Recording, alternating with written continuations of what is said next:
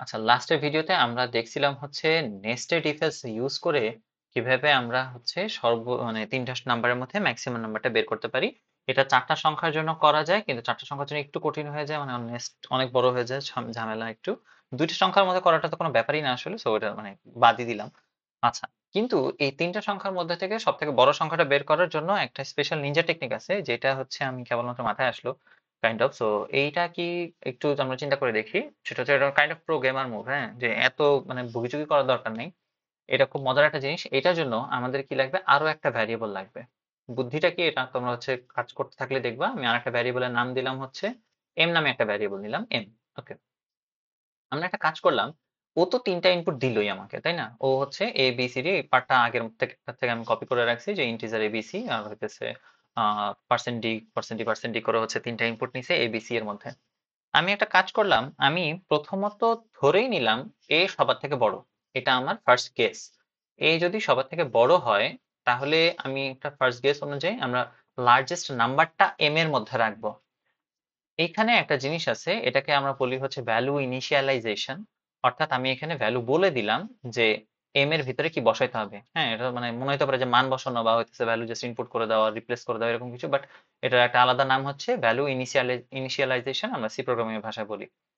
এখানে এতে যে ইনপুটটা দেওয়া হয়েছে, ধরো আমি এটা ইনপুট দিচ্ছি ২, তাহলে এখন এই ২ সংখ্যাটা এম এর মধ্যে স্টোর করার কাজটা করার জন্য আমি একটা স্টেটমেন্ট লিখলাম। অর্থাৎ এম এর ভিতরে আমি চেষ্টা করব ম্যাক্সিমাম নাম্বারটাকে বসানোর জন্য। এখন একটা মজার চেক দিব।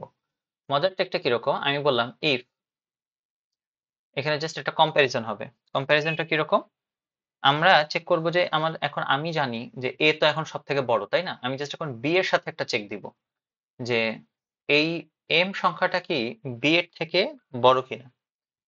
এম যদি মানে বি এর থেকে ছোট হয় আর কি,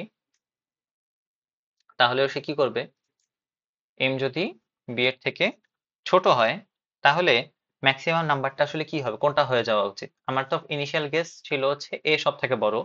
এখন আমি একটা চেক দিলাম যে এম বি এর থেকে বড় নাকি ছোট। দেখলাম যে এম মানে এই স্টেটমেন্ট মানে কন্ডিশন যেটা ছিল যে এম ছোট বি বড়, তাহলে বি যদি বড় হয়ে যায় তার মানে কিন্তু এখন ম্যাক্সিমাম নাম্বারটা কে, বি। তাহলে আমি কি বলবো তখন, যে আপনি এম এর মধ্যে বি কে ঢুকায় রাখেন। আগে তো রাখছিলেন এ কে, এটা এখন চেঞ্জ করে আপনি বি কে রেখে দেন। তাহলে এখন পর্যন্ত আমার ম্যাক্সিমাম নাম্বার কে আছে, বি আছে, তাই না? আচ্ছা, এরপরে আর একটা চেক দিব আমরা। সেই চেকটা হচ্ছে যে এই যে এখন আমার কাছে এখন এখন আমার কাছে কি আছে, ম্যাক্সিমাম নাম্বারের খাতায় যদি বি সব থেকে বড় হয়ে থাকে, তাহলে তো বি ম্যাক্সিমাম, ভালো কথা। বাট বি কি সি এর থেকে ছোট নাকি বড়, এইটারও তো একটা চেক দেওয়া দরকার। তাহলে আমরা এখানে এবার চেক দিব যে এইখানে যে এম, এটা সি এর থেকে ছোট নাকি বড়। আচ্ছা, যদি এই স্টেটমেন্টটা একটু খেয়াল করি, যে আমার কিন্তু যদি এই কন্ডিশনটা কার্যকর হয়, তাহলে এইখানে কিন্তু অলরেডি ভ্যালু চেঞ্জ হয়ে গেছে। এটা যদি এক্সিকিউট মানে এই উপরের এই ইফ এম এর থেকে বি ছোট নাকি বড়, এই কন্ডিশনটা যদি আমি ফিল আপ হয়, তাহলে কিন্তু এই লাইনটা, এই ৯ নাম্বার লাইনটা কিন্তু এক্সিকিউটেড হয়ে যায়। অর্থাৎ এম এর নতুন ভ্যালু কিন্তু এখন বি স্টোরড আছে।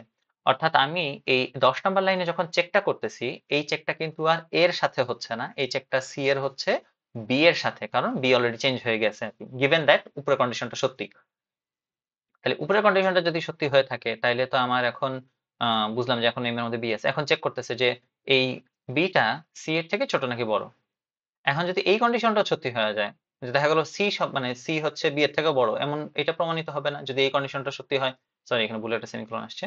যদি এই কন্ডিশনটা সত্যি হয়, তার মানে হচ্ছে সি বি এর থেকেও বড়।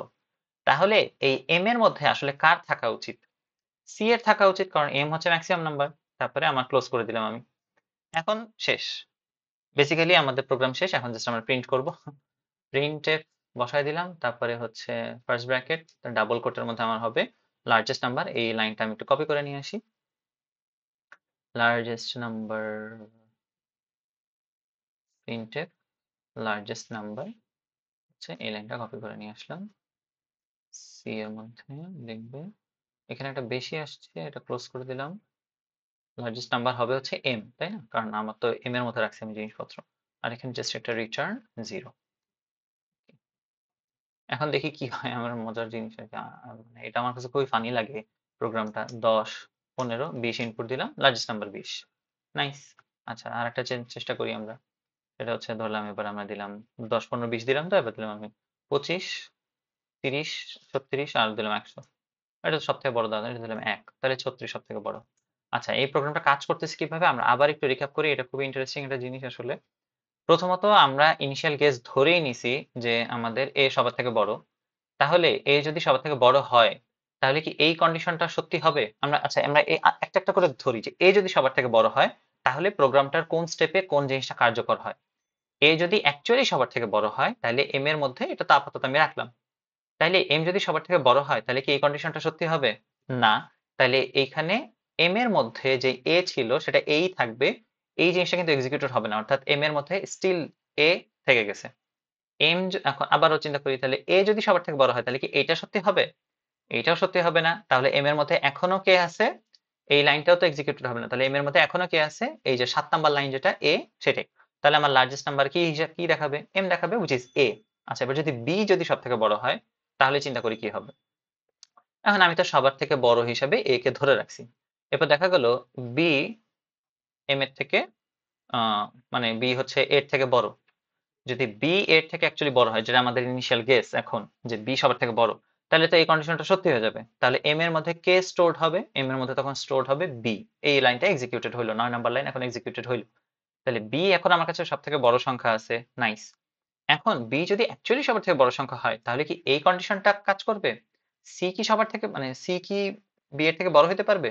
পারবে না, এই কন্ডিশনটা কাজ করবে না। তাহলে এই লাইনটা এক্সিকিউটেড হইল না। তাহলে এম এর মধ্যে ইনিশিয়ালাইজেশনের জন্য যে লাইনটা একমাত্র এক্সিকিউটেড হয়েছিল, সেটা হচ্ছে 7 নাম্বার লাইন। তারপরে বি যেহেতু বড়, সে কারণে 8 নাম্বার লাইন সত্যি হওয়ার কারণে 9 নাম্বার লাইনে যে এম এর ভিতরে বি ঢুকে গেছে। তার মানে এখনো এম এর মান কত আছে? বি আছে। তাহলে ওই যে লার্জেস্ট নাম্বার ও কি প্রিন্ট করবে? M, which is B.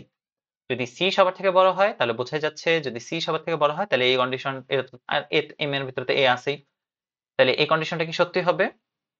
এই কন্ডিশনটা তো মানে সি এর সাথে কোনো চেকই নাই আর কি। সো এ এর সাথে বি এর কম্পারিজন দেখবে আর কি, এ আর বি এর মধ্যে কে বড়। তো যেই বড় হোক কিছু যায় আসে না আসলে, তাই না? তার কারণ সি যদি সবার থেকে বড় হয়, তাহলে অ্যাকচুয়ালি এই কন্ডিশনে যাই থাকুক কিছু যায় আসে না। তারপরে লাস্ট লাইনে যেটা চেক হবে আর কি, মানে এখানে এ আর বি এর মধ্যে মানে যেই বড় হোক না কেন, সে তো আসলে এই লাইনে এসে এম এর মধ্যে থাকবে। এ আর বি এর মধ্যে যে বড়, সে হচ্ছে 9 নম্বর লাইনে এসে এম এর মধ্যে থাকবে। 10 নাম্বার লাইনে যখন আমি কন্ডিশন চেক করতে আসবো, সি যদি অ্যাকচুয়ালি বড় হয়, তাহলে এম এর মধ্যে এ থাকতে পারে অথবা বি থাকতে পারে, যেই থাকুক। যদি সি সবার থেকে বড় হয়, তাইলে 10 নাম্বার লাইন সত্যি হয়ে যাবে এবং 11 নাম্বার লাইন এক্সিকিউটেড হবে। তাহলে এম এর ভিতরে কে ঢুকে যাবে? সি ঢুকে যাবে, এবং লাস্টে আমার 12 নাম্বারে লাইনে আমরা প্রিন্ট করে দেখব যে আমাদের সি সবার থেকে বড় সংখ্যা। এটা আসলে খুবই মজার ছিল এবং ছোট্ট একটা প্রবলেম, বাট হচ্ছে এটা প্রোগ্রামার মুভ দিয়ে আমরা হচ্ছে করে ফেললাম। এইভাবে হচ্ছে আমরা আমাদের লাইন কমায় এনে অনেক ইজিলি কিছু ক্যালকুলেশনস করতে পারি। এটা প্রত্যেকটা প্রোগ্রামের ক্ষেত্রেই সত্যি। আমরা এখানে এই প্রোগ্রামটার মধ্যে এই ঘটনাটা হতে দেখলাম। ঠিক আছে, দেখা হবে পরবর্তী ভিডিওতে। Till then have a great time, all the very best, tata.